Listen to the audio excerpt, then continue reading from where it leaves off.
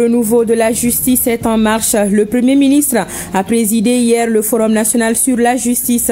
Les acteurs du secteur public et privé et la société civile font l'état des lieux de la justice en réfléchissant sur plus de 400 recommandations issues des phases régionales. Pour le chef du gouvernement, la justice n'est pas un simple rouage de l'appareil de l'État, elle en est également l'âme au regard de la mission régalienne dont elle est investie.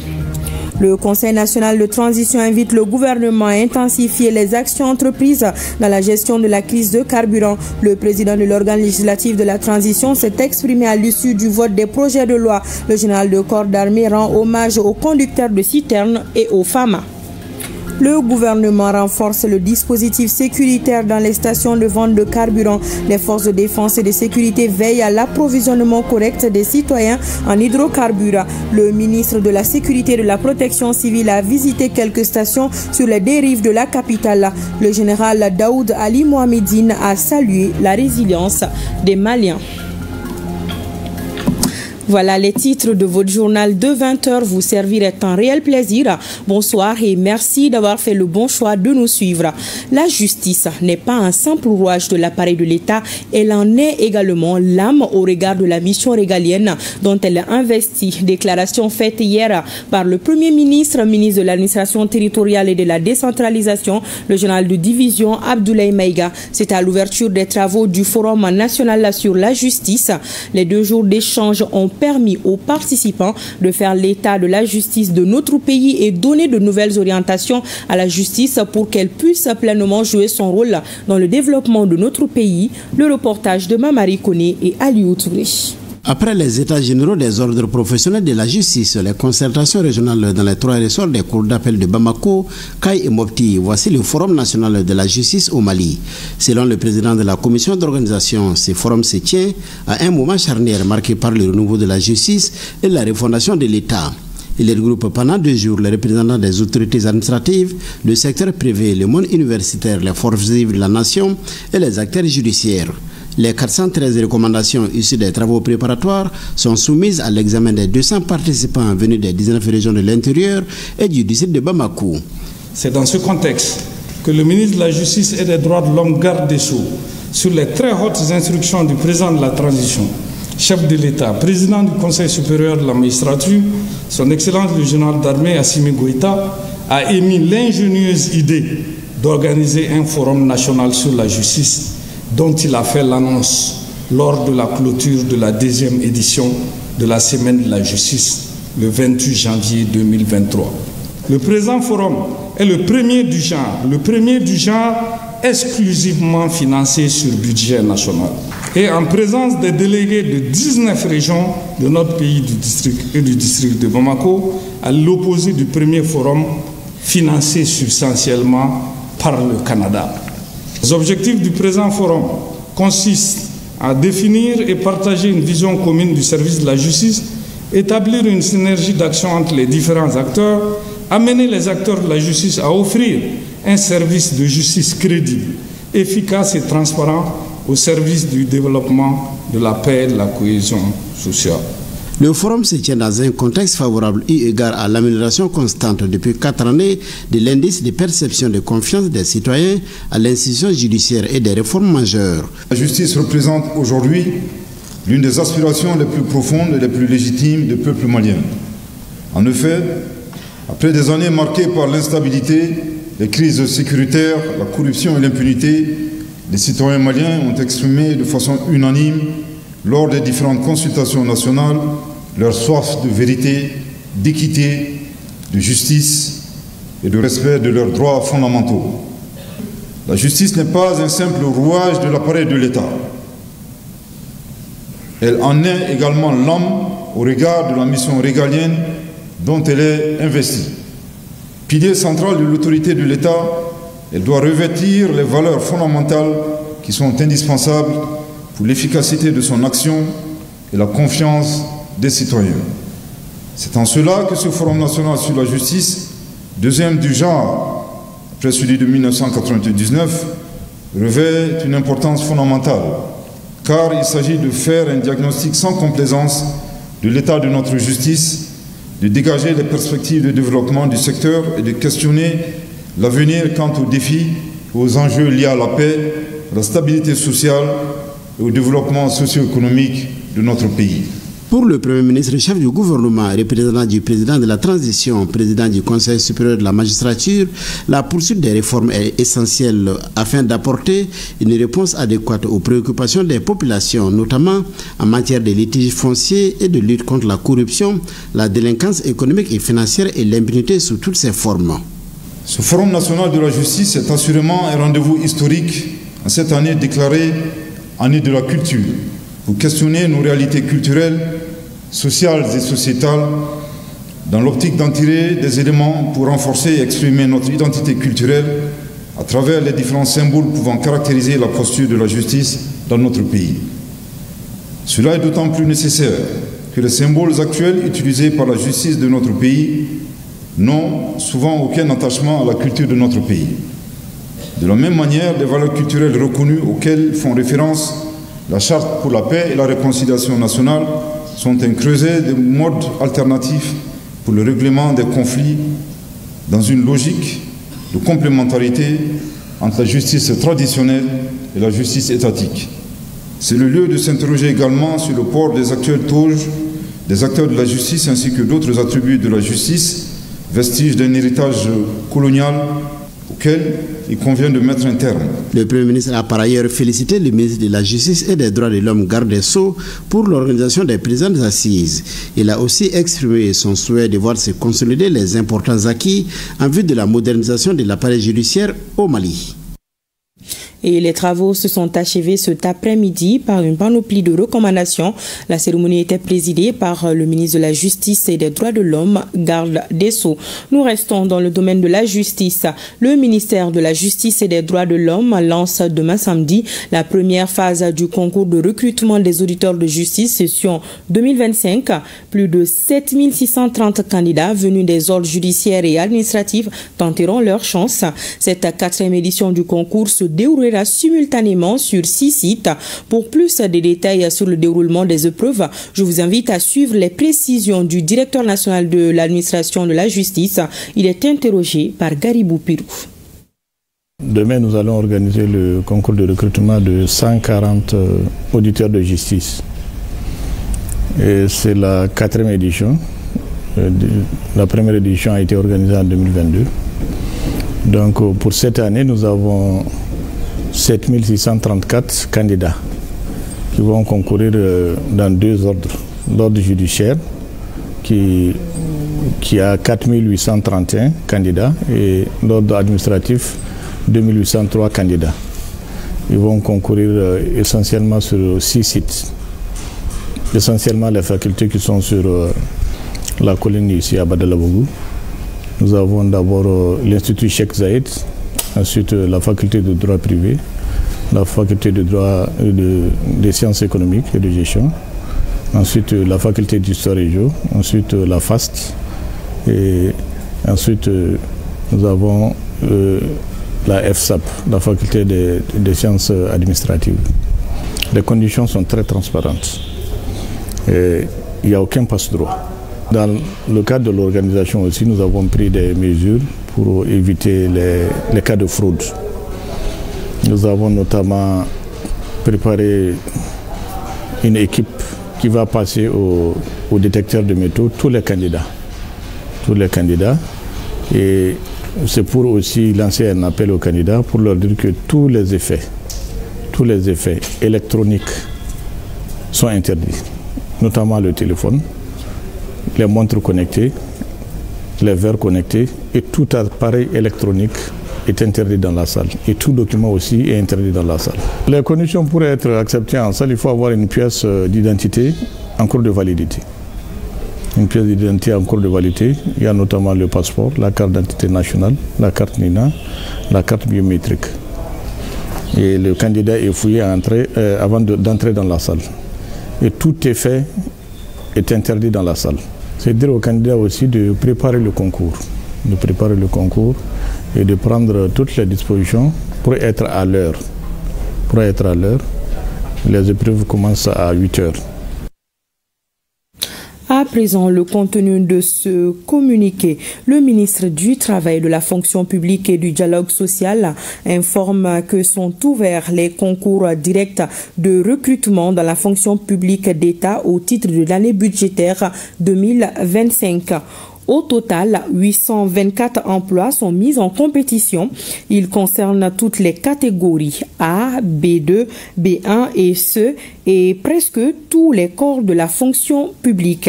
Les dossiers de candidature sont reçus au Centre national des concours de la fonction publique et auprès des gouverneurs des régions de Kayes, Sikasso, Ségou, Mopti, Tombouctou et Gao. Tous les jours ouvrables à partir du lundi 10 novembre 2025 jusqu'au vendredi 9 décembre 2025 à 16h, délai de rigueur. Les épreuves des 10 concours se dérouleront du samedi 31 janvier 2026 au dimanche 15 février 2026 dans les régions de Kayes, Sikasso, Ségou, Mopti, Tombouctou, Gao et dans le district de Bamako. Pour les régions non listées, les candidats peuvent s'inscrire dans le centre de leur choix. Séance plénière au Conseil national de transition. Les membres de l'organe législatif de la transition ont adopté ce matin 4 projets de loi relatifs entre autres à la création de la Direction générale du contentieux de l'État, au financement du programme de renforcement de la résilience à l'insécurité alimentaire et nutritionnelle au Sahel. Tous ces projets de loi visent à améliorer les conditions de vie et de travail des Maliens. Les détails avec Youssouf Diakité. Les 4 projets de loi votés par le Conseil national de transition s'inscrivent parfaitement dans la dynamique du développement endogène enclenché par les autorités de la transition. C'est à la faveur de cette session ordinaire d'octobre 2025 du CNT. Le projet de loi portant création de la Direction générale du contentieux de l'État est voté à 127 voix pour. 0 contre et 0 abstention. Le second projet de loi est celui relatif à la ratification de l'accord de prêt entre le gouvernement du Mali et le Fonds africain de développement en rapport avec le financement du programme de résilience à l'insécurité alimentaire et nutritionnelle au Sahel. Ces 2 projets de loi sont respectivement défendus par le ministre délégué en charge des réformes politiques et celui de l'agriculture sous le regard vigilant de la commission développement rural du CNT. Les projets cadrent parfaitement avec la vision Malikourani Tassira, Kaben San Bafla ni Biwarone Sabama. Et puis il cadre aussi parfaitement avec la politique nationale en matière de sécurité alimentaire et nutritionnelle. Et nous avons retenu aussi le fait que c'est un projet très intégré. Il touche pratiquement toutes les activités, agro, silvo, pastoral et halieutique, et même le commerce. Et je pense que si on arrive à mettre toutes les activités qui sont programmées dans le cadre de ce projet, ça nous permettra d'inverser positivement la situation négative qui se présente dans ces localités-là, notamment en matière de sécurité alimentaire, en matière de nutrition et aussi en matière de revenus des acteurs dans la localité. La Direction générale du contentieux de l'État, c'est le service de l'État qui est en fait l'avocat de l'État devant les juridictions, devant les instances arbitrales. Donc l'État a intérêt à avoir un service suffisamment robuste à ce niveau, avec des moyens très forts, des procédures simplifiées pour lui permettre d'agir, pour faire face à sa mission et être efficace à tout moment. Parce que les intérêts de l'État, c'est des intérêts importants.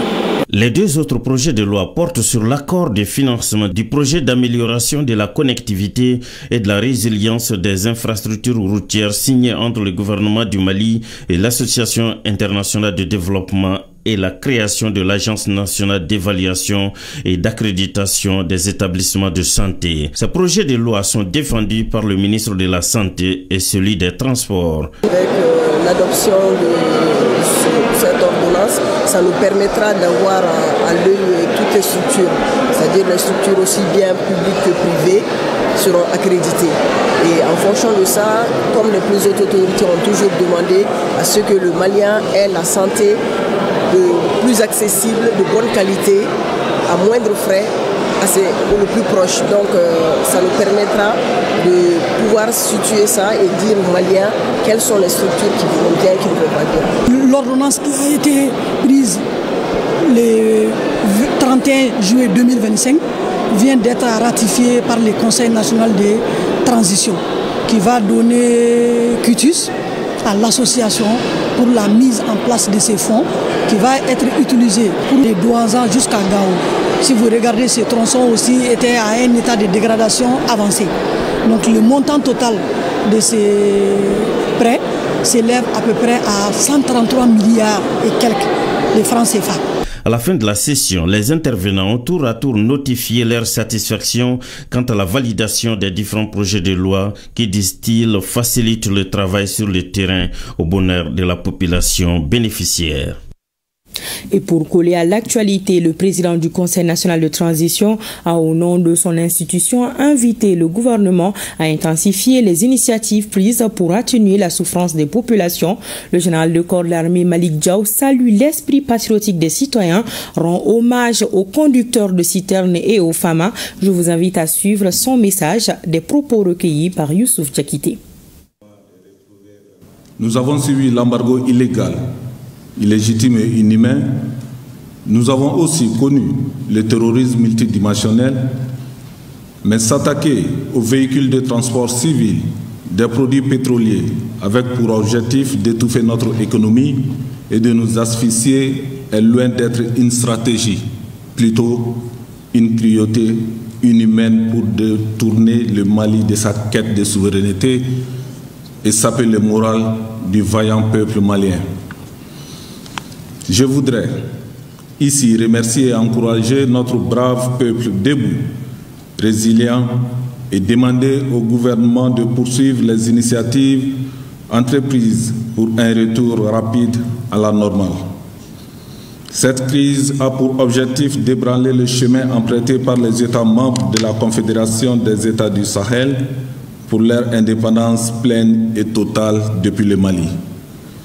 Nous restons déterminés à poursuivre ce chemin de non-retour malgré les difficultés qui seront bientôt des atouts pour le Mali. Plaise à Dieu.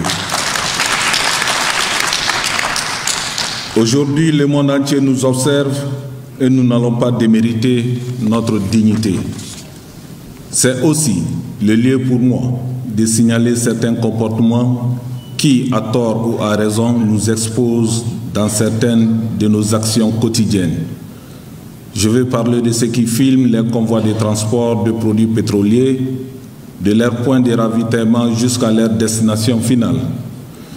Si l'intention de certains est d'informer le peuple, d'autres le font pour objectif d'informer l'ennemi.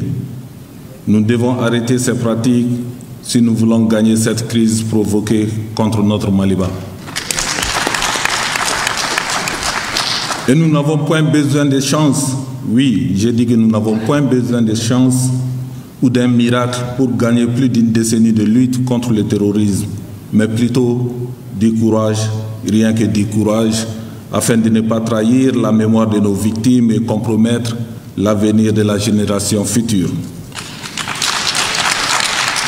En ce moment décisif de la vie de la nation, le Conseil national de transition réitère son soutien total et indéfectible aux forces armées de défense et de sécurité dans cette lutte implacable qu'elles mènent au quotidien contre les forces du mal, leurs soutiens et leurs sponsors locaux et impérialistes.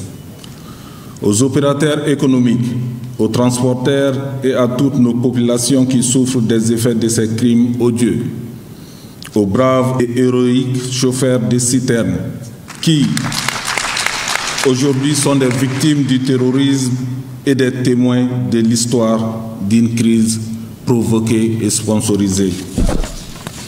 Le Conseil national de transition salue aussi le patriotisme de ceux qui ont décidé d'aller à la résistance et à la résilience patriotique afin que notre Maliba puisse continuer d'exister pour notre souveraineté, notre unité, notre honneur et notre prospérité.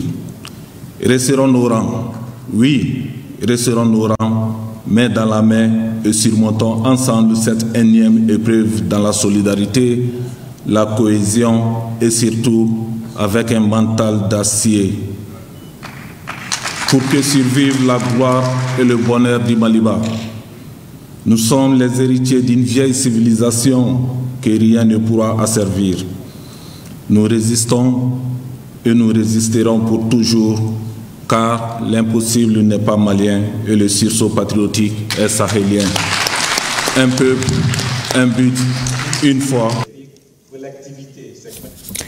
Et le Premier ministre, ministre de l'administration territoriale et de la décentralisation, le général de division Abdoulaye Maïga a échangé hier avec les autorités et légitimités traditionnelles du district de Bamako. Il s'agissait pour le chef du gouvernement de réaffirmer au nom du chef de l'État, au garant de la cohésion sociale, la détermination du gouvernement à assurer un approvisionnement correct des populations en produits pétroliers. Vous pourrez suivre l'intégralité de l'intervention du Premier ministre après cette édition. Ils sont donc des centaines de personnes à constituer des files d'attente au niveau des stations de vente de carburant et parfois des esprits s'échauffent du fait du comportement de certains, une situation qui provoque parfois l'arrêt de la vente du liquide précieux. Pendant un bon moment, les gérants et pompistes subissent des pressions mais arrivent à faire face à la situation. Le constat est fait par l'une de nos équipes de reportage dirigée par Moussa Papaïdara. Dans cette station, l'ambiance est électrique. Les nerfs sont tendus, chacun voulant se procurer le précieux liquide dans un tohu-bohu généralisé. C'est dans cette atmosphère surchauffée que nous arrivons sur les lieux. Difficile de se frayer un passage, surtout avec la caméra. Et le maître des lieux décide de prendre ses responsabilités afin de calmer les ardeurs. Le service est suspendu, le gérant de la station est introuvable. Après insistance, on le retrouve tout en sueur en discussion avec les forces de l'ordre. Et rien ne filtre, la peur est dans le vent.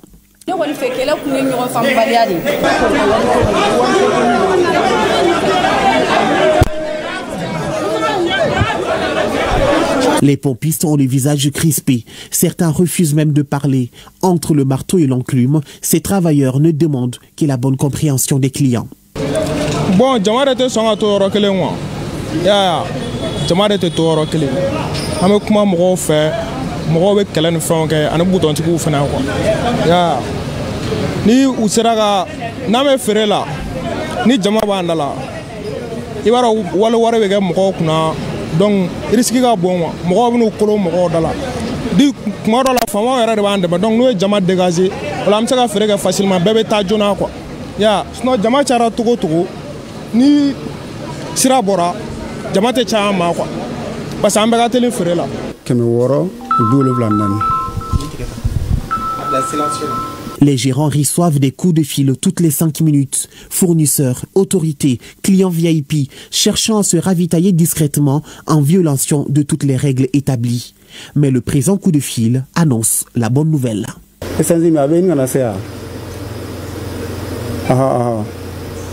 Kamanga disposition beta sana ka kabini ko ndam na pression mi ngon bebo normalement o kono jawo sai parce que client mo be carburant na donc bena pression kanga ka oni nga dobna wati jume donc on a jolé mais a maintenant donc on va essayer ko la sensibiliser autant no pour que ka u ka do ka foko ame wati na a wati manoko na gelara ame pombu fa parce que client era dama fana wati dola u buna wuli nyona donc nous la nyona parce que vous avez fait une ça pour que la tension donne quand pombu fera donc minute de ma cononana l'année où d'abla kunune nous tenons qu'on mène du à l'ancienne amène parce que appel katia nous savons qu'on mène appel de restaurant ben marubala ne eren nana kana jama sur station ngono no yere be sirangwa do beshi ou bekle ou tasro do be sira une semaine ke station ngono wallahi produité parce que qu'il a on mène à bien presser le noku faka kiku do ba foko aller benigné do ba fo aller tenigné au cadre avec un problème. Dans la chaleur étouffante, les pompes restent souvent muettes, les esprits à bout.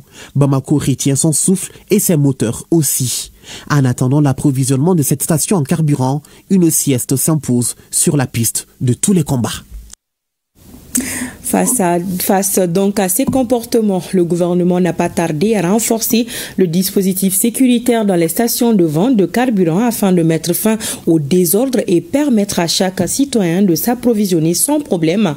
Pour donc s'enquérir de l'efficacité du dispositif, le ministre de la Sécurité et de la Protection civile a visité 2 stations sur les 2 rives de la capitale. Le ministre a profité de l'occasion pour inviter les forces de sécurité au respect des consignes consignes du commandement militaire. La visite a été suivie par Ari Djoumatina. Renforcement des dispositifs sécuritaires pour l'approvisionnement du carburant dans les stations. À travers la stratégie du comité interministériel de gestion des crises et catastrophes, les forces de l'ordre sont mobilisées pour établir l'ordre dans les points de vente et faciliter l'approvisionnement. À la rive droite de Bamako, au niveau de la station corridor de Darobougou, à côté de EOC, tout comme la station Yara à côté du cimetière d'Amdalaï au niveau de la rive gauche, le travail se déroule normalement en termes d'approvisionnement. Normalement, puis la sécurité est assurée. Parce que vous avez jusqu'à 0 heure, un colonel ou un commandant ou para ka ordre douala vraiment on est satisfait. Nango koni bigoni nebe ala tando nebe ala bargada adamne gelaya kumala mais depuis fama wiye anga gelaya ta bala unana kana yoro jatemne pulsu gardiou ani ato vraiment wiye sécurité bla en place erenyete yoro la atisa organiser ka temeninga mais adamne akunte tane luka wuli ka jo anu ka chesiri ani protection civile mo ou bede farala nyoko ko bolo de nyoma ka se nga yoro ordonné ta bara ka ket tranquille là pour l'infouité. J'insiste quand même à féliciter quand même les forces de l'ordre pour leur courage et puis surtout pour leur disponibilité permanente et pour la gestion de cette crise. Vraiment, ils n'ont ménagé aucun effort, ça j'insiste là-dessus. Et c'est que si on va amener cette histoire à bon port, Inch'Allah ni ala sona, on va soulager les Maliens, Au regard du désordre constaté dans plusieurs stations, il était ainsi nécessaire pour le comité interministériel de gestion des crises et catastrophes, dont le secrétaire permanent est le ministre de la Sécurité et de la Protection civile, de mettre en place des mesures sécuritaires qui s'imposent. Le désordre, c'est le premier ennemi d'une société.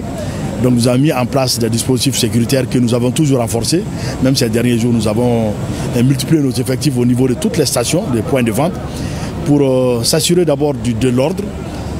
À chaque fois qu'il y a désordre, l'approvisionnement s'arrête. Il y a des gérants de stations qui étaient obligés de fermer.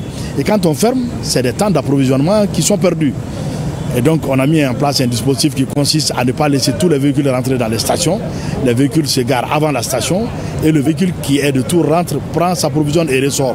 Ça empêche vraiment des regorgements autour des pompes. Et donc demande à nos populations de rester compréhensives, de respecter l'ordre d'arrivée, de respecter les fils. Et les forces de sécurité sont là pour indiquer la conduite à tenir. Et dans ça, je pense que chacun peut s'approvisionner aisément, dans le calme. Le ministre de la Sécurité et de la Protection civile, lors de cette visite de constat, salue la résilience de la population et attire les attentions sur certains aspects. Et encore une fois, c'est le lieu de remercier et d'encourager davantage notre brave population qui a été résiliente, qui a toujours été résiliente, même dans les situations les plus difficiles. Le deuxième message est à l'endroit de mes frères d'armes, qui souvent aussi à des endroits ont eu à faire des choses que nous n'avons pas appréciées, la chaîne de commandement n'a pas apprécié et nos populations n'ont pas apprécié. Les forces de sécurité, les porteurs d'uniforme doivent surtout être les premiers à assurer la quiétude, à assurer l'ordre. Et ça ne doit pas être autrement. Et des mesures fortes ont été prises pour dire à nos porteurs d'uniforme, à nos frères d'armes, que c'est eux qui doivent d'abord montrer le bon exemple. Et aller un peu plus loin aussi, le commandement a eu depuis hier à dédier des stations aux porteurs d'uniforme. Encore certaines difficultés qu'on a constatées aussi toujours en termes d'approvisionnement, ça c'est l'obstruction des voies publiques. Nous avons constaté à des endroits que les fils se multiplient, 3, 4, 5 fils, et empêchent même aux autres usagers de passer.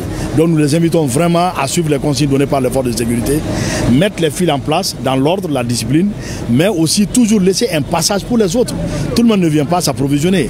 Il y en a des gens qui vont dans les hôpitaux, il y en a qui vont dans les banques, il y en a qui vont même sur leur lieu de travail.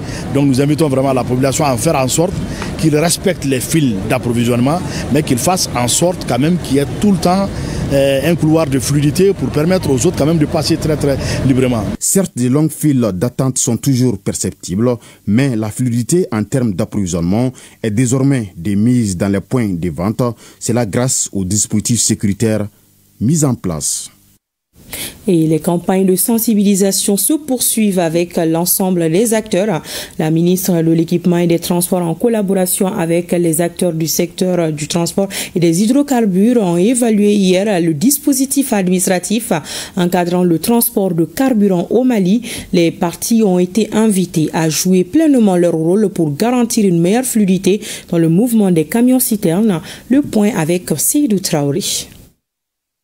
Conformément aux consignes du comité interministériel des crises et catastrophes sur les hydrocarbures, le ministère en charge des transports a évalué avec les parties prenantes les formalités administratives de transport des carburants. Sans détour, les opérateurs pétroliers ont indiqué la lourdeur du processus et soulignent que le traitement des dossiers traîne souvent en raison de la lenteur des échanges entre transitaires et services douaniers. Nous avons pris l'engagement de faire les bouchées doubles pour que les traitements se fassent le plus rapidement possible et on va quitter de 24 heures à moins de 10 heures, Inch'Allah. Transitaires, transporteurs et le département en charge des transports sont unanimes et conscients de l'urgence à alléger ces formalités administratives. Pour cela, ils insistent sur la nécessité de lever tous les blocages, car pour eux, à situation exceptionnelle, mesure exceptionnelle. On est sorti satisfait parce que la Fédération des transitaires dit qu'elle va ouvrir ses bureaux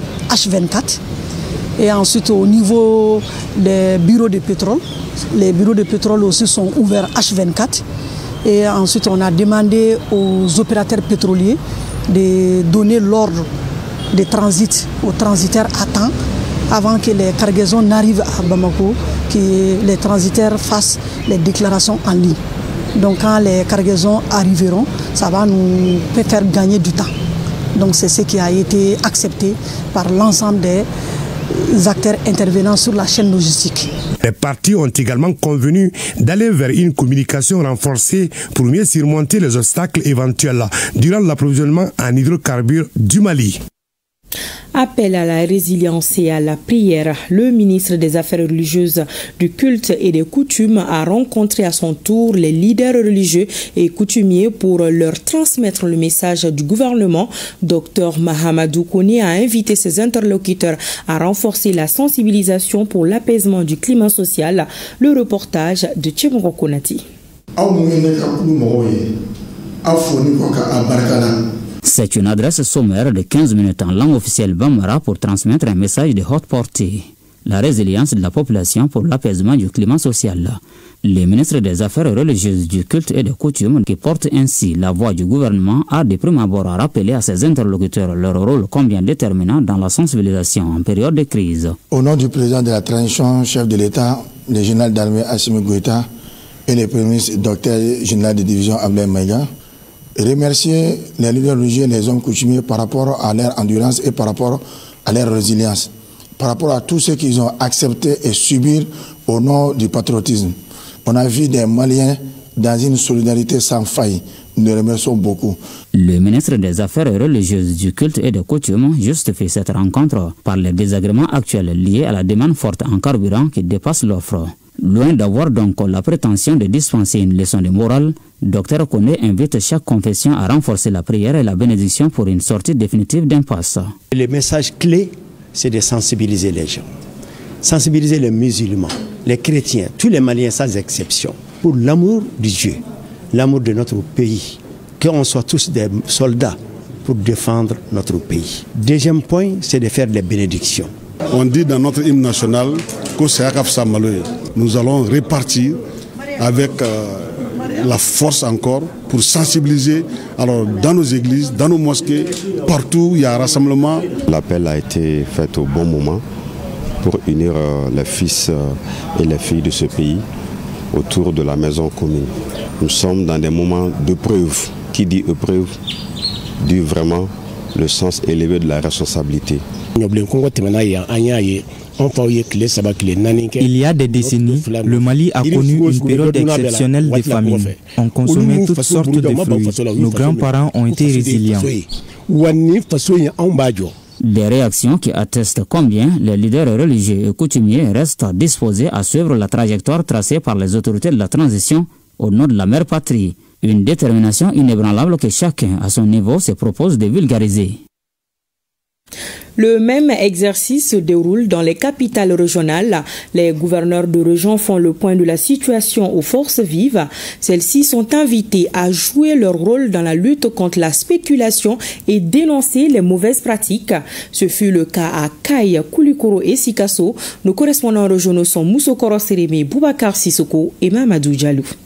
Au cours de cette rencontre, des mesures prises au niveau national et régional ont été évoquées sur la gestion de la crise des hydrocarbures. Et ce malgré que la région de Kay ne soit pas concernée par cette crise, car les stocks en réserve peuvent permettre à la région de tenir pendant longtemps. Il a été instruit au niveau régional de faire un suivi régulier des stocks et aussi du prix sur le marché. À ce titre, tout approvisionnement, toute quantité qui doit sortir de la ville, notamment de la capitale régionale, doit être autorisé par les services du commerce et de la concurrence. C'est pour un meilleur suivi, surtout du stock au niveau régional. La diversification de nos sources d'approvisionnement, cela doit être pris en compte. Également, la réduction de notre dépendance aux hydrocarbures. Et chacun à son niveau puisse faire en sorte que sa consommation en hydrocarbures puisse être vraiment réduite.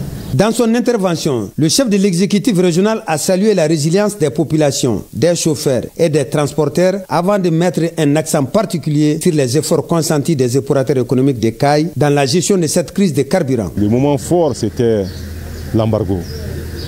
La population de Kay s'est montrée très résiliente et s'est vite adaptée à toutes les situations qui lui ont été imposées. Cela a d'ailleurs renforcé son soutien aux autorités de la transition. Cette rencontre avec les forces vives de la région de Koulikoro prouve une fois de plus la résilience des Koulikorois à surmonter les difficultés que rencontre notre pays, le Mali.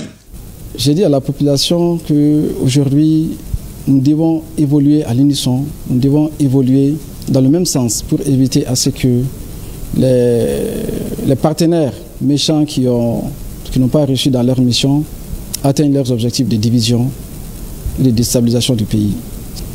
Donc l'objet était évidemment d'informer les populations, mais aussi de les sensibiliser pour les bonnes conduites à tenir face à la crise.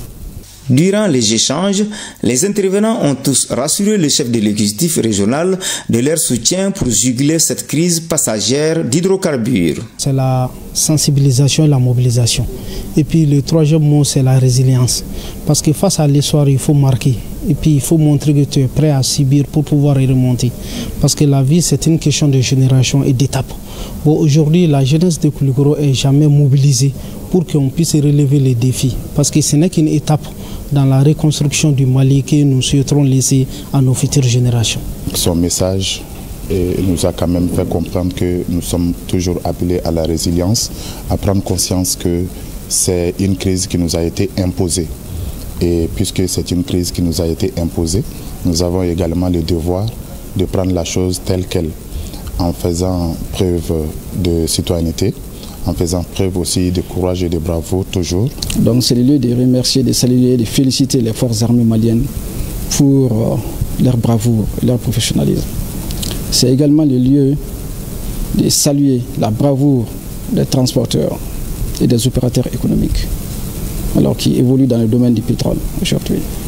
Sans eux, aujourd'hui, ce pays ne serait pas là. Les opérateurs économiques et les transporteurs de la région de Koulikoro se sont engagés aux côtés des autorités régionales pour un approvisionnement correct en produits pétroliers. À l'entame de la réunion, le gouverneur Sanogo a fait observer une minute de silence en la mémoire des victimes civiles et militaires tombées lors de l'acheminement du carburant au Mali. À l'appel de la région, les forces vives des 7 cercles de Sikasso répondent présentes, animées par un seul sentiment, celui de surmonter avec honneur et dignité les enjeux liés à la crise des hydrocarbures.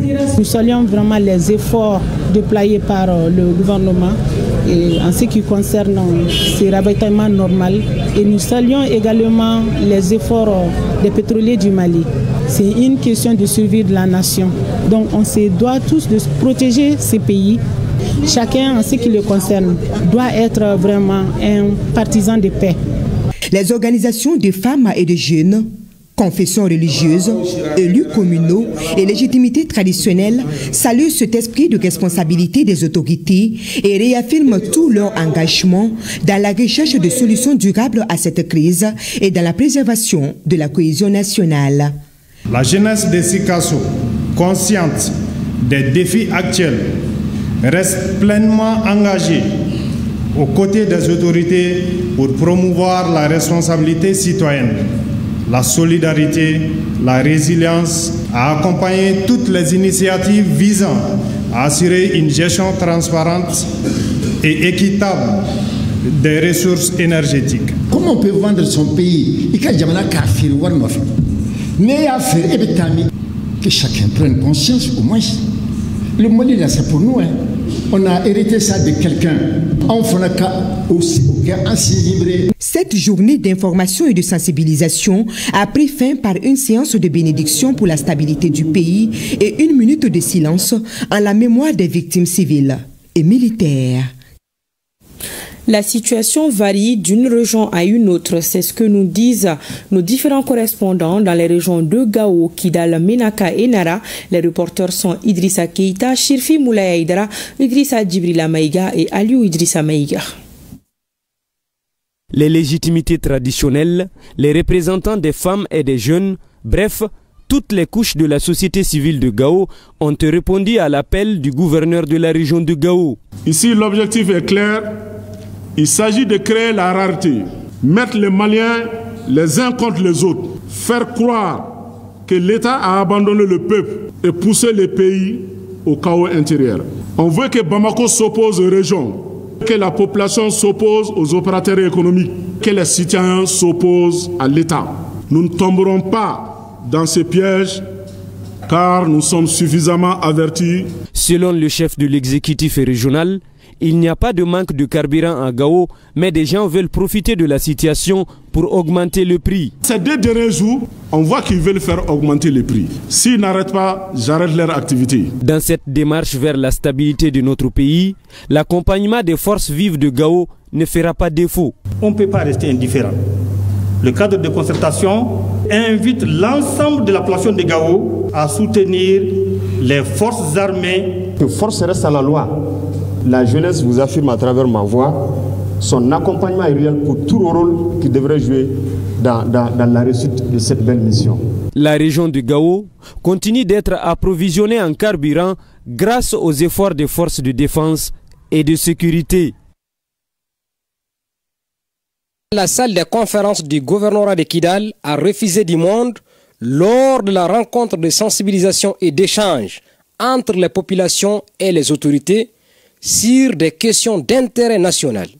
C'était un cadre parfait pour faire le point sur la situation sécuritaire, les conditions d'approvisionnement et surtout la gestion de la crise en matière d'hydrocarbures, une situation que traverse le pays tout entier. Vous avez constaté vous-même, avec nous, l'engagement des forces vives de la région de Kidal à accompagner les plus hautes autorités pour faire face à cette crise. On vient de sortir de cette rencontre, n'est-ce pas, organisée par le gouverneur de la région de Kidal pour parler des problèmes que connaît la région, des problèmes que connaît le pays en ce moment et qui sont de nature, n'est-ce pas, à fragiliser, n'est-ce pas, la cohésion sociale. Je crois que tout le monde a été réconforté parce que tout le monde a reçu la bonne information. Tout le monde sait aujourd'hui de quoi il s'agit. Aujourd'hui, tout le monde est ressorti de cette salle-là très confiant et très satisfait. Au cours des échanges, les intervenants ont apporté des suggestions et formulé des recommandations pour un lendemain meilleur. Au cours des échanges, vraiment, on est sorti vraiment des idées très précises vraiment, qui vont contribuer vraiment à améliorer la situation dans la ville de Kidal. Nous allons vraiment participer vraiment à reconstruire vraiment la paix dans la région de Kidal. Ces genres de rencontres vraiment sont vraiment d'une importante capitale. L'appel que j'ai lancé à l'endroit de toute la jeunesse, sinon de toute la population de Kidal, c'est vraiment d'être résilient, de se donner la main pour affronter vraiment ces situations. Les populations ont bien compris vraiment le message du gouverneur. Et ce message, c'est celui de la paix, c'est celui de la résilience, c'est celui de l'entraide. Au sortir de la rencontre, les participants dans leur diversité ethnique et linguistique apportent leur soutien total et indéfectible aux autorités. Elles sont entièrement satisfaites des informations reçues à la source et plaident pour l'instauration de telles rencontres qui lèvent tout équivoque. Le chef de l'exécutif régional, le colonel-major Lansana Konaté, a brillamment brossé le complot qui entoure la situation d'hydrocarbures tout en saluant la résilience des Maliens dans leur ensemble. L'objectif visé, en fait, c'est faire croire que l'État a abandonné le peuple. Opposer Bamako aux régions, c'est-à-dire que le carburant à Bamako n'est pas à Ségou, donc Ségou va s'énerver. On va opposer les populations aux opérateurs économiques et même opposer les populations à l'État. Et c'est ce qu'il ne faut pas. Les participants constitués des forces vives de la région ont pris tour à tour la parole pour exprimer leur soutien aux hautes autorités de la transition tout en s'engageant à être solidaires et contribuer à travers la sensibilisation afin de promouvoir un climat de paix et de sécurité. Soyons unis, soyons des leaders unis pour soutenir notre État. C'est pour dire qu'il faut que les leaders que vous êtes, responsables que vous êtes, chef de village, chef de fraction, leader d'opinion, qu'on arrive à sensibiliser et à engager toute notre volonté pour que, en tout cas, cette crise-là, si elle ne prend pas fin, rapidement qu'on adoucisse ça. Suite à la crise du carburant dans notre pays, le gouvernement du Mali appelle le peuple malien à la solidarité et à la résilience. Ce message relayé par les autorités régionales aux forces vives de la région de Nara vise à sensibiliser les populations à l'union sacrée en cette période difficile que traverse notre pays. Ils sont en train de produire de gros efforts pour assurer l'approvisionnement correct de nos populations.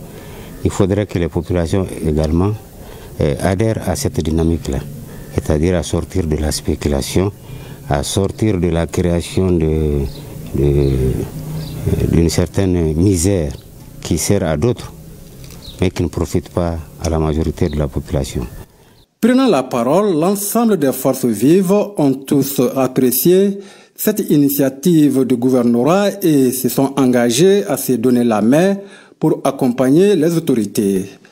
Nous avons cependant l'obligation historique de nous donner la main sans distinction ethnique, religieuse, politique, afin de mettre en œuvre les changements voulus par le peuple.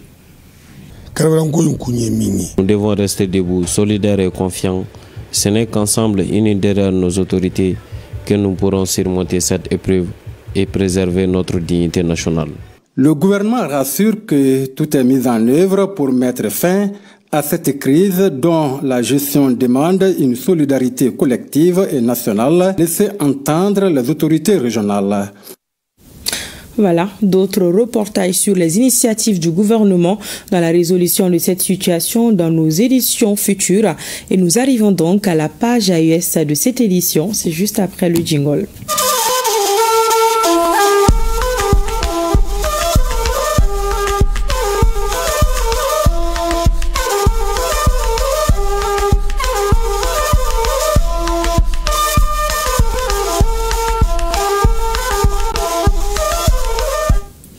Dans la page AES, nous revenons sur cette visite de la ministre de l'Entrepreneuriat national, de l'emploi et de la formation professionnelle au Burkina Faso.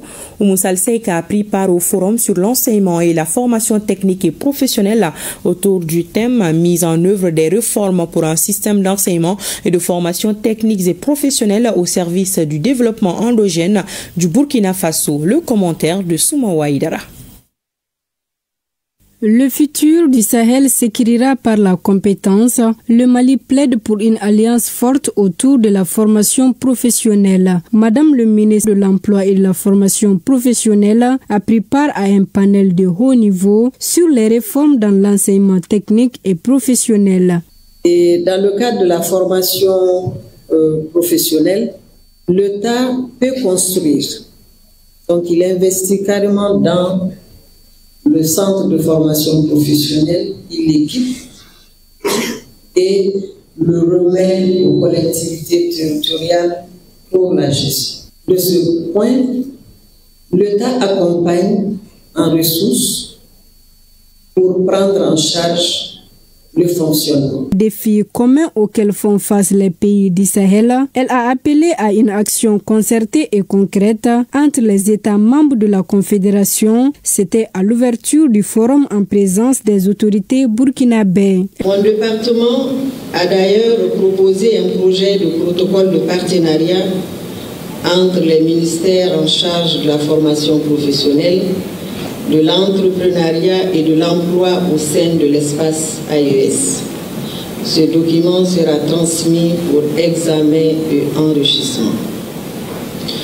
Nos économies sont liées, nos territoires connectés et nos jeunesses solidaires. C'est ensemble que nous réussirons à transformer nos défis communs en opportunités partagées.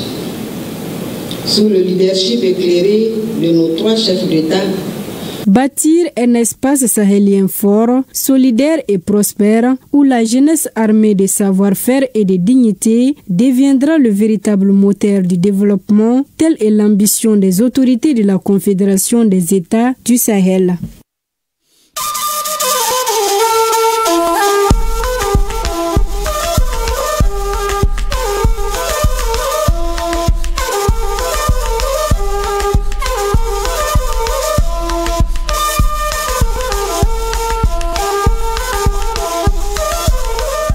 Demain samedi, 1er novembre, le Mali, à l'instar de la communauté internationale, célèbre la Journée africaine de la jeunesse. Instituée en 2006 lors du sommet du Conseil exécutif tenu à Banjul en Gambie, à l'occasion de l'adoption de la Charte africaine de la jeunesse, cette journée reste une occasion privilégiée pour célébrer la jeunesse du continent et la placer au cœur du changement social, de la croissance économique et du développement durable de nos nations. Au Mali, le thème national retenu pour cette édition 2025 est lutte contre la drogue en milieu jeune, stratégie de sensibilisation et prévention des conduites addictives. À l'occasion de cette journée, écoutons le ministre en charge de la jeunesse, Abdul Kassim Ibrahim Fomba, propos recueillis par Ari Djoumatina. Cette année, l'Union africaine, à travers sa commission jeunesse, a retenu un thème porteur et inspirant, de l'aspiration à l'action. La jeunesse en tant qu'agent de la justice réparatrice et du développement durable. Au Mali, le thème national retenu pour cette édition 2025, lutte contre la drogue en milieu jeune, stratégie de sensibilisation et prévention des conduites addictives, s'inscrit pleinement dans la vision de son Excellence le général d'armée Assimi Goïta, président de la transition, chef de l'État, qui conçoit la jeunesse malienne comme un modèle d'équilibre entre esprit sain et corps sain. Cette thématique met en lumière un défi majeur de notre temps, la lutte contre la consommation et le trafic de drogue qui menace nos écoles, nos familles et nos communautés. Chers jeunes, vous êtes les gardiens de notre avenir collectif. Votre force, votre intelligence et votre créativité sont les véritables moteurs de notre renaissance. En vous engageant dans les domaines de l'éducation civique, du sport, de la culture, de l'innovation, vous contribuez à bâtir le Mali-Croix et l'Afrique de demain. Un continent libre, prospère et fier de son identité. Je salue le courage et le sens élevé du devoir des jeunes qui, malgré les difficultés, se battent chaque jour pour la paix, la stabilité et la souveraineté de nos nations. Votre engagement patriotique, illustré dans les moments de crise comme celle que nous connaissons aujourd'hui, prouve que la jeunesse demeure le socle de la résilience et du renouveau. Clôture des travaux des journées de relance de l'Agence nationale de presse du Mali. Les participants venus d'Afrique et d'ailleurs ont formulé des recommandations relatives surtout à la redéfinition des missions de l'agence et son modèle économique. Youssouf Diakité et Alou Bekone, reportage.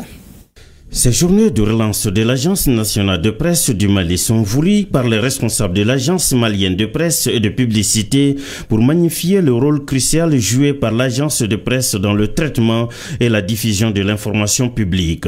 Ces journées qui prennent fin ici ont permis aux participants venus d'Afrique et d'ailleurs de formuler un certain nombre de recommandations. La proposition d'un produit de qualité pour un public bien ciblé, l'adaptation au contexte évolutif et aux réalités du moment, le financement public de l'Agence nationale de presse, le développement du partenariat avec les ONG, les ambassades, les entreprises, les institutions et autres structures, la relecture du cadre institutionnel, la mise en place d'un cadre restreint pour l'élaboration d'une stratégie de relance de l'Agence nationale de presse. Le directeur général de l'Agence malienne de presse et de publicité rassure que les recommandations ici de ces journées seront opérationnalisées avec l'appui du gouvernement. Quand on dit AMAP, il y a deux référentiels qui viennent au sein de l'opinion publique. On voit l'essor et on voit les panneaux publicitaires. Or, il y a l'agence officielle de l'État du Mali qui est l'Agence nationale de presse, qui est aussi logée à l'intérieur de l'AMAP et dont on parle peu, qui est peu connue. Et pourtant qui a le plus grand réseau de correspondants de presse à l'intérieur du pays et qui est censé relayer les informations sur toute la vie de la nation à Bamako et dans les régions. Et donc nous avons fait une analyse à l'intérieur et nous avons estimé qu'aujourd'hui, il faut d'abord relancer l'AMAP, mais à l'intérieur relancer l'agence de presse. Parce que quand vous regardez le contexte aujourd'hui du Mali, on est dans un contexte de guerre informationnelle, de guerre communicationnelle. Et le Mali doit avoir ses outils. Les outils officiels, c'est l'ORTM, c'est l'essor, c'est l'agence aussi d'information. Le secrétaire général du ministère de la Communication, de l'économie numérique et de la modernisation de l'administration qui préside la clôture des travaux notifie que l'accompagnement du gouvernement ne fera pas défaut pour l'atteinte des objectifs recherchés. L'atelier stratégique, moment phare de cette relance, a permis de jeter les bases de nouveaux modèles pour l'Agence malienne de presse. Aujourd'hui, à la croisée des chemins, vous y avez mené une réflexion approfondie sur son identité institutionnelle, son modèle économique, sa gouvernance et sa mission. Le fruit de vos échanges est une feuille de route réaliste et ambitieuse destinée à repositionner l'agence comme un acteur central de l'information publique. Vous avez également clarifié son identité et son articulation avec l'AMAP. Vous l'aurez compris, notre ambition est de bâtir un modèle souverain, viable et résolument tourné vers l'avenir. Pendant ces 3 journées, les professionnels de la communication ont débattu la thématique centrale relative à une information accessible, crédible et souveraine.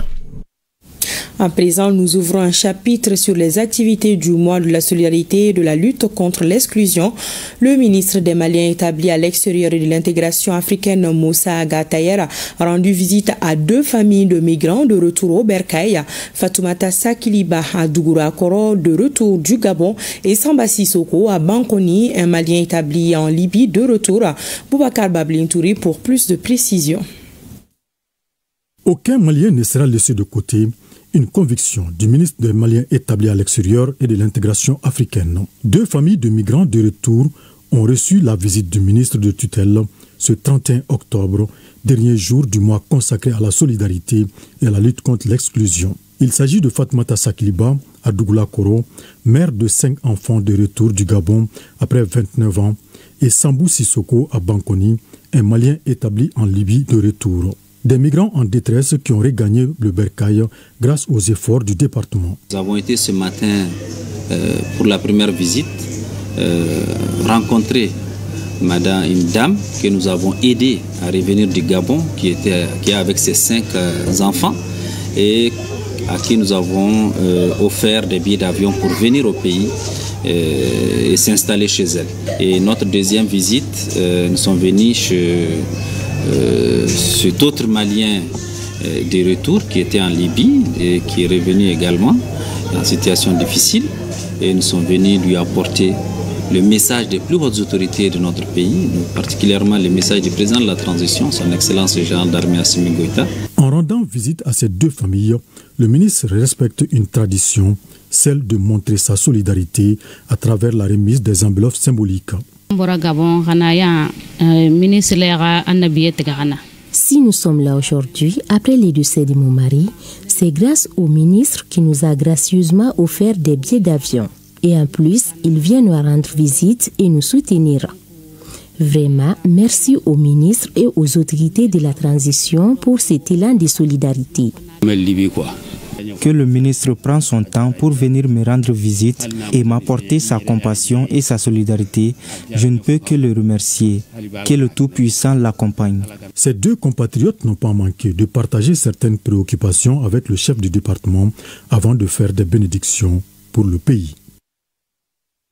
La société de téléphonie mobile Move Africa Malitel a remis une importante quantité de vivres et non-vivres aux personnes nécessiteuses. Plusieurs membres du gouvernement ont été témoins de cette action de générosité. Aminata Brima Ouidrago et Abdoulaye Diarra, reportage.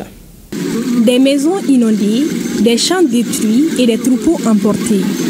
Voici les visages que présente la commune de Sanankoroba après l'hivernage 2024.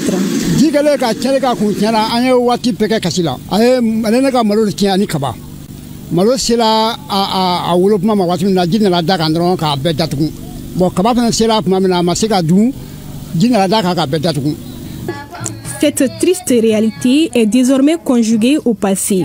Les villages sinistrés qui peinaient jusque-là bénéficient d'un important lot de kits alimentaires. Grâce à l'engagement de la mairie de Sanankoroba, la société civile et les bureaux locaux du Haut Conseil islamique. La donation est composée de 10 tonnes de riz, 10 tonnes de maïs, 100 bidons d'huile, des vêtements et quelques céréales, autres céréales, notamment le petit mil. En tout, ce sont les habitants de 10 villages qui retrouvent le sourire à travers ces dons estimés à plus de 10 millions de francs CFA selon les initiateurs.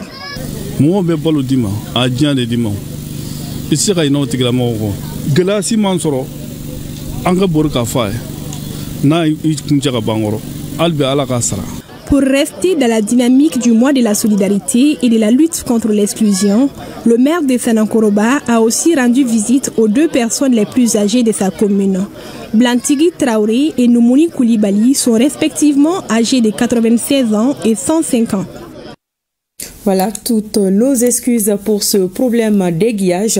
Nous reviendrons sur la donation de Move Africa Malitel dans nos éditions futures. La BDM, Banque pour le développement du Mali, apporte également son soutien aux orphelins et aux veuves des militaires tombés sur le champ d'honneur. L'institution financière leur a offert des tonnes de produits alimentaires.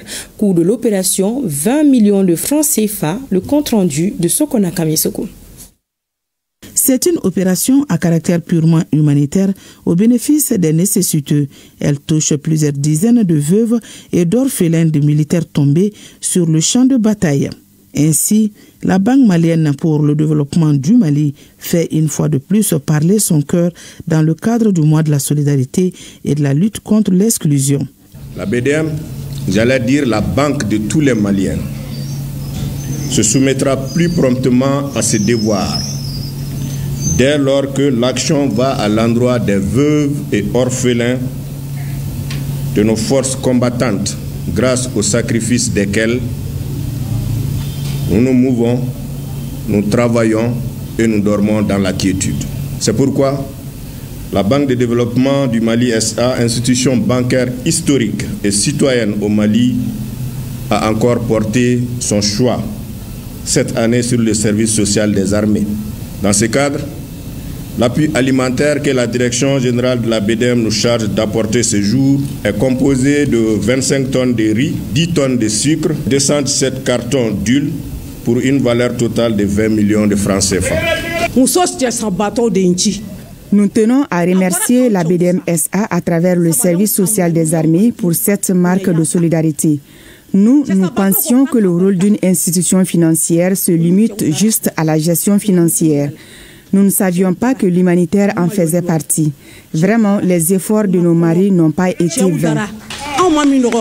Pour le directeur du service social des armées, ce geste de la BDM rallonge la liste des actions menées par l'institution financière en faveur des forces armées maliennes et d'autres couches vulnérables de la société. Dans un monde souvent pressé d'accumuler, la Banque de développement du Mali, SA, a choisi de partager.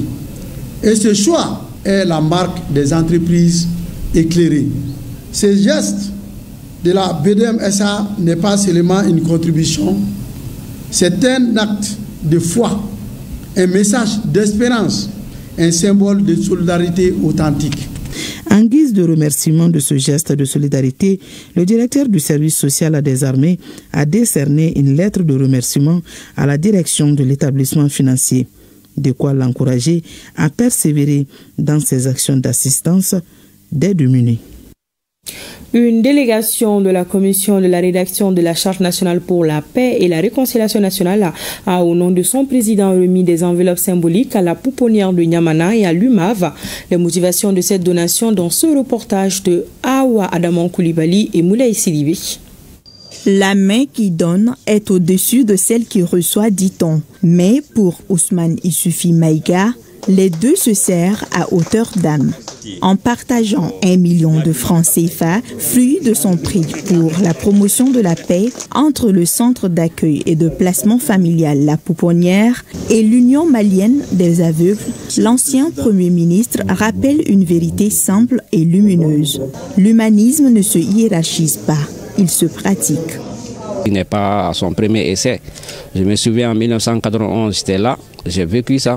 Il a fait préparer chez lui à manger pour amener ça aux enfants de l'UMAV au moment où tout était difficile à Bamako. C'était le 26 mars. Vraiment, nous rassurons que bon usage sera fait de ça. En plaçant les enfants en situation de vulnérabilité au cœur de votre action de solidarité, vous avez rappelé à chacun de nous que la paix ne se décrète pas uniquement dans les autres sphères, mais qu'elle se construit dans les regards bienveillants, les gestes simples et les espaces de tendresse comme celui-ci. Au nom de la commission de la rédaction de la Charte nationale pour la paix et la réconciliation nationale, le président Ousmane Issoufy pose ainsi le jalon du changement auquel aspirent les autorités. Maintenir le tissu social en bonne et due forme, en dépit de toute situation. Le président, à travers ce geste, veut donner une pédagogie sociale que nous ne pouvons nous en sortir. Nous ne pourrons vivre une société de bonheur, de bien-être, que quand les membres de cette société cultivent entre eux les actions de solidarité, d'amour du prochain et faire vivre réellement les règles fondatrices de la Charte nationale. Cet appui moral et social vient améliorer un peu plus les conditions de vie et d'éducation des 450 protégés de l'UMAV et des 118 pensionnaires de la pouponnière de Niamana. Le 31 octobre, c'est la journée nationale des pupilles au Mali. Célébrée de façon anticipée ce jeudi, l'ONAPUMA et son partenaire, la Fondation du port autonome de Dakar, vient de donner le sourire aux pupilles du Mali. Le don est composé de non-vivres, habits, lampes solaires et des tablettes. La cérémonie a enregistré la présence d'une forte délégation venue du Sénégal. Rien n'a manqué à Inaba. Devenue une tradition, la célébration de la Journée nationale des pupilles est une occasion de montrer à ces enfants qu'ils ne sont pas seuls. Pour la deuxième fois, une forte délégation est venue du Sénégal pour la célébration de la dite journée. Depuis 2018, l'ONAPUMA bénéficie de l'appui de la Fondation du port autonome de Dakar. En cette journée de célébration, les pupilles ont reçu des dons de la part de cette fondation. Nous avons reçu tout l'habillement que vous voyez vient de la Fondation du port. Les filles sont spécialement habillées en pagne dogon, même si tout le monde n'est pas. Il y a des panneaux solaires aussi qui vont être remis aux 59 lauréats du DF. Et pour encourager les bacheliers, ils sont 50. On va leur donner des tablettes qui vont leur permettre de pouvoir faire des recherches avancées au-delà des classes. Le port autonome de Dakar est là présent et ils sont là depuis 2018 à accompagner Madame la directrice. Vous avez vu les remises aussi importantes qu'elles sont remises aux familles des pupilles de la nation du Mali. En tout cas, c'est juste qu'une fierté d'être là. La protection sociale des enfants orphelins est au cœur des priorités de l'État. C'est pourquoi 326 nouvelles pupilles seront prises en charge cette année. À vous, chers pupilles, je voudrais dire que vous n'êtes pas seuls. La nation toute entière est à vos côtés. Le gouvernement et la population entière continueront de mettre en œuvre des programmes spécifiques pour améliorer vos conditions de vie, votre éducation et votre avenir. Et nous vous devons protection, amour et accompagnement.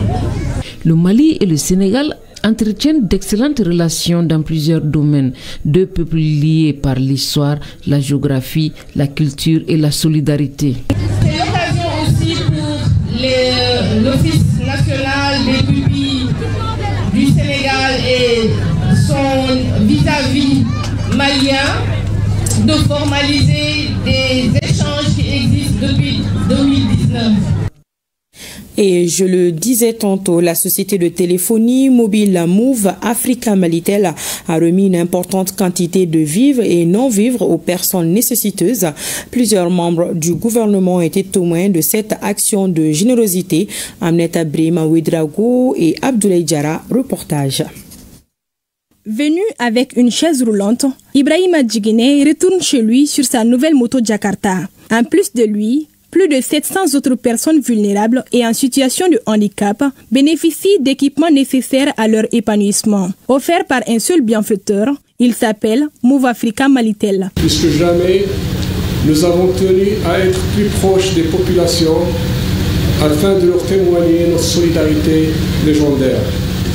Pour cette 30e édition, j'ai le plaisir de citer quelques exemples de dons, dont des vivres pour une dizaine de structures accueillant des enfants en situation de vulnérabilité, des équipements médicaux et agricoles, des kits scolaires et tables-bancs, des appareils auditifs, des forages et des machines à fabriquer du savon pour les associations féminines, des crèmes solaires, des tricycles pour nos frères et sœurs en situation de handicap et bien d'autres choses. Face à ce geste humanitaire envers les moins nantis, les larmes restent les seuls moyens de remerciement de certains. Les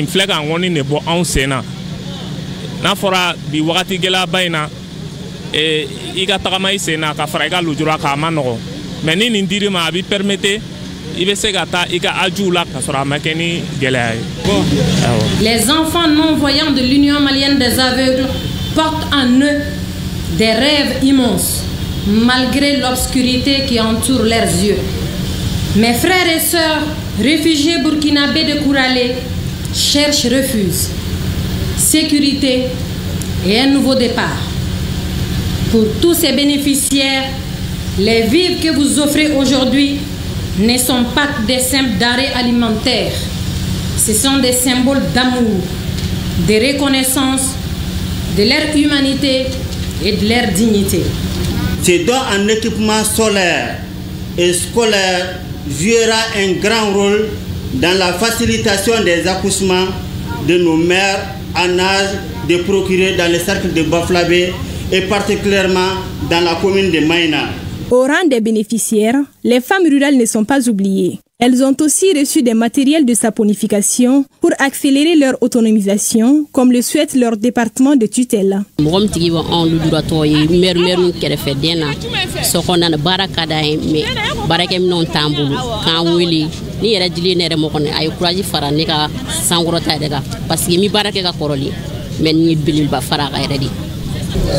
Je tiens à remercier d'abord au nom du gouvernement et particulièrement du ministère de la promotion de la femme, de remercier très chaleureusement la société Move Africa Malitel à travers ces actions de remise surtout de vivres à des centres d'accueil d'enfants qui sont en situation de vulnérabilité, de kits de production de savon en faveur des femmes, de certaines femmes aussi qui sont en situation de vulnérabilité, qui va considérablement appuyer leur autonomisation. Ils sont habitants de Bamako et d'autres localités du Mali, telles que Bafoulabé et Yanfoïla, à recevoir cette donation estimée à plus de 100 millions de francs CFA.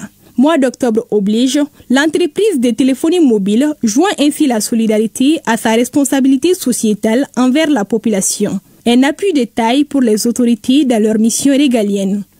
Move Africa Malitel, par ce geste, prouve qu'au-delà de son rôle d'entreprise économique, elle est aussi une entreprise citoyenne, partenaire social, éminemment responsable et éminemment humaine. Ça fait plusieurs années que Move Africa Malitel organise des cérémonies de ce genre en appui au gouvernement du Mali dans le cadre de la célébration du mois de la solidarité. À cet effet, je tiens à adresser mes vifs remerciements à la direction de Move Africa Malitel pour cette noble initiative. Devenue une tradition, Move Africa Malitel entend faire de ce cadre l'une des activités majeures du mois de la solidarité et de la lutte contre l'exclusion.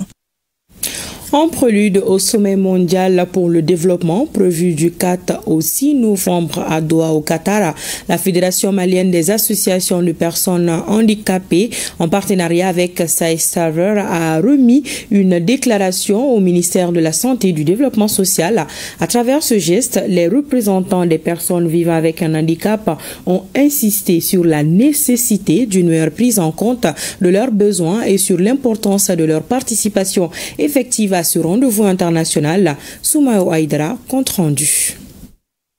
Le Mali s'apprête à parler de développement à l'échelle mondiale. À quelques jours du sommet mondial pour le développement prévu à Doha, au Qatar, la Fédération malienne des associations des personnes handicapées FEMAF a remis une importante déclaration au ministère de la Santé et du Développement social. La déclaration du Mali que les personnes handicapées soient incluses dedans, les besoins des personnes handicapées soient incluses dedans, et également que les personnes handicapées fassent partie de la délégation gouvernementale afin de montrer à la face du monde qu'il y a une autre réalité du Mali.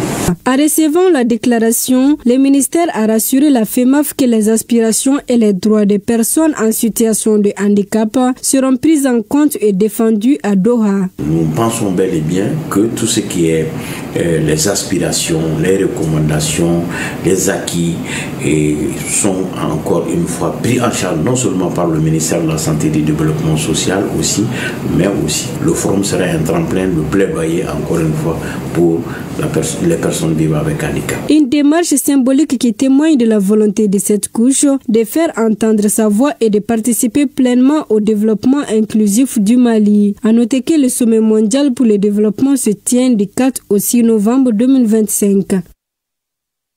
Et c'est la fin de cette édition. Merci de votre attention. Pensée spéciale à nous, Fama. Bonsoir.